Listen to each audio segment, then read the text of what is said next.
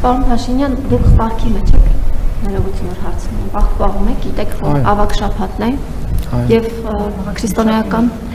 օրացույցում ավագ շաբաթը առանձնահատուկ նշանակություն ունի։ Քրիստոսը ներեց մարդկանց, Հիսուս Քրիստոսը ներեց մարդկանց, մենք էլ պետք է ներենք մեր մերձավորներին, դուք երևի թե ինձնից լավ գիտեք։ Հնարավոր է, որ դուք ներեք 18-ամյային երիտասարդին, որը հուզական ֆոնի վրա ինչ-որ քայլ էր արել եւ նախաքննական մարմինը այնուամենայնիվ չի կարողացել հիմնավորել,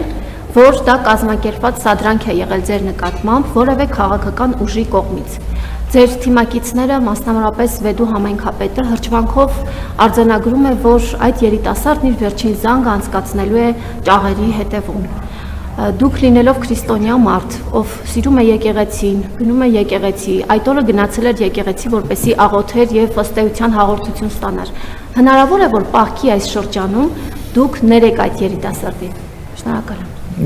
Կարծում եմ դուք թյուրիմացության մեջ եք, որովհետեւ ես որևէ մեկին որևէ բանում չեմ մեղադրել, որ հիմա էլ ներեմ։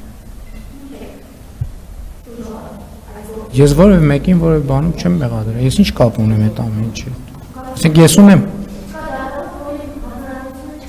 Արգելիս, ես որևէ մեկին որևէ բանում չեմ մեղադրել ու չեմ մեղադրում, որ հիմա էլ ներեմ։